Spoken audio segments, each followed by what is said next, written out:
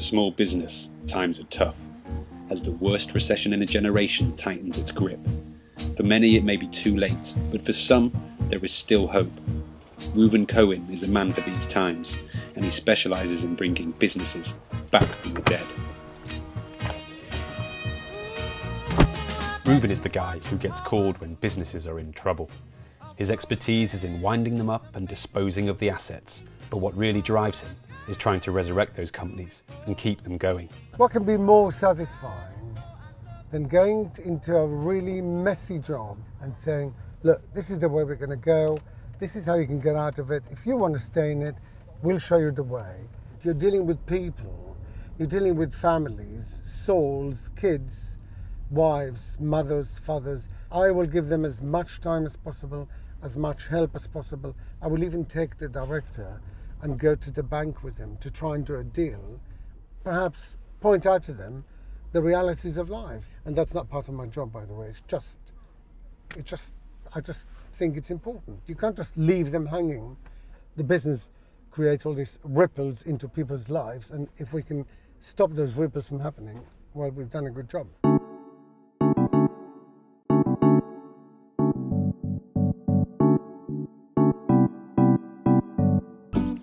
And Sarah make an immediate start, looking for plants and for hard landscaping materials. They both want to get this right. For me, the real challenge of this part of the final is to be sustainable, and I really can't wait to learn a lot about being ecological and sustainable. And I'm aware of a few things, but this opportunity to see all these materials and to talk to the absolute experts. I mean, we're here in the centre of excellence for sustainability. I know I'm going to learn loads, and that's got to be my priority for this garden. And we've got some lovely formings over here. Oh, yes. Caroline visits Eden plant suppliers Trevenna Cross and Trewithen Gardens. Platt's black, I think. Yes, yeah, looking very good this time of year. Yeah? Yeah. Well, I think I might be adding those to my list. Lovely. Meanwhile, Sarah is at the world-famous Delabole quarry in North Cornwall. She's looking for a huge piece of natural slate to sit on in her garden. Oh, yeah. No, that red is amazing, isn't it? That is stunning. I mean, generally at home, we are very eco-friendly and conscious of the environment, so it's something that is embedded in everything we do anyway. But I've never had the opportunity to actually put all those things together in something like, you know, one garden, or to think about the front urban garden, because obviously we live in a very rural environment. So, yeah, it's a really big challenge. To reinforce her philosophy, she's also had an ancient poem carved into another piece of slate to form a physical and metaphorical focus to her design. Oh dear, I might have an emotional moment. Yeah, it really does, doesn't it? But you don't lose it.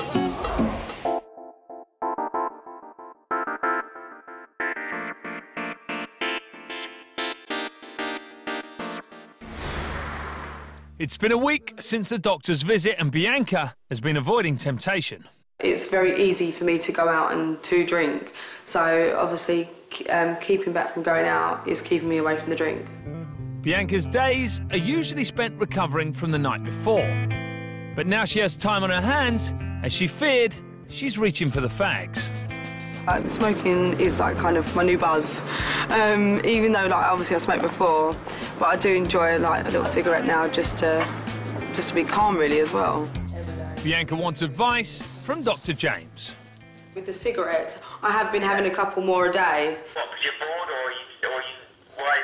Yeah, I think do you know what, you've just hit the nail on the head there, it's boredom. Obviously you say you get a buzz from, you know, it's like having nicotine, you know, it's a natural kind of stimulant, but if you go and do high intensity exercise, and that can, you kind of give you that same kind of buzz, it kind of releases the endorphins and makes you feel good.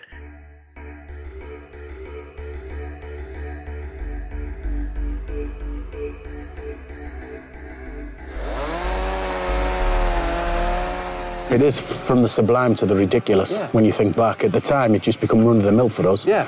Once they begin throwing grenades at you and they're using weapons, they are no longer children, they're terrorists.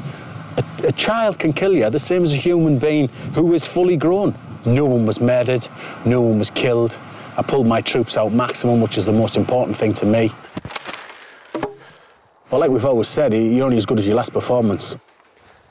And that one performance everything good you've done. I mean, myself, 23 years, yourself, a dozen. They only remember you for that that one bad thing, and you go, and it is really shocking. It really is. There's just no backup for you there, mate. I know. The trust thing, it's gone out the window, isn't it? Yeah, it will never come back, mate. No way. That's something that the military has taken away from you. I trust no fuck outside my circle. No.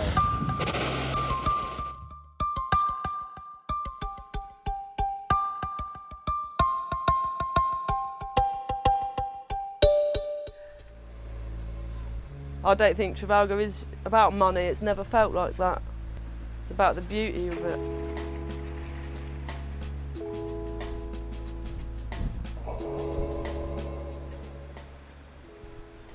It's a very diverse community. You know, artists, musicians, farmers, childminders. But there's a lot of respect.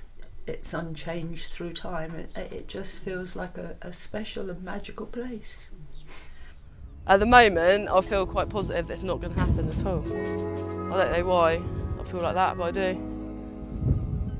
I feel like old Gerald, I feel like his spirit is going to come down and it's going to go, no, you're not doing this, you're not going to disrespect my will, and you can all stay there and live happily ever after. You know, it's a dying man's wish. At Marlborough College and Savills would probably, well, I know they'd laugh to hear me say that because they're the supposedly powerful ones, but I feel powerful when I stand here, you never know.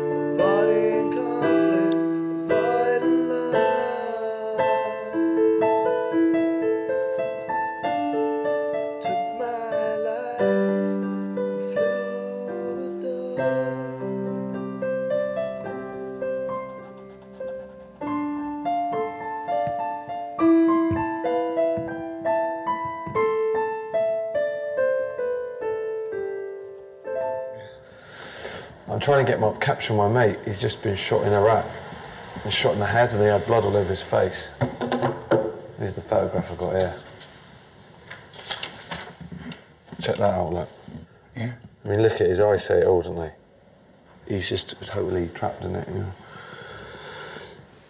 I've just found this disturbing being here, to be honest with that, and I've had nightmares the last few days. Honestly, I've hated it. This is part of what it was. Yeah, I know. This is part of bringing it. The exhibition is about bringing it alive again, isn't it? So you've got to expect that. I know I've got to expect that. I knew it was going to be hard. And the closure on it will be a little time after you finish this exhibition and the film. I know. I've got to stay focused and, like I said, and don't get angry with those who don't wish to know. They'll find out in the end, you know. They'll find out the truth in the end, I suppose.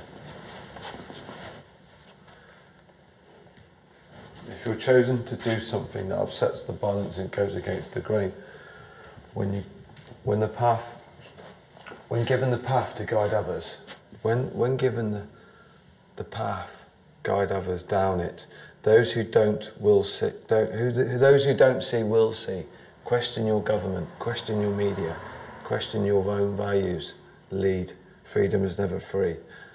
And to be honest, it's to me of probably in my head going, what am I doing? Am I doing right? But I must be doing something right to do this because it cost me fucking everything. But at least when it's done, I can say I gave it fucking 110%. Well, part of the rehab setup is you've now been asking yourself questions. Yeah. And asking questions of everything else that's around. Yeah. And that's what's in this poem, isn't it? Yeah. Question your government, question your media, question your values, lead. Yeah. And you're leading yourself now. Yeah. Instead of being led. I've had my say, haven't I, really?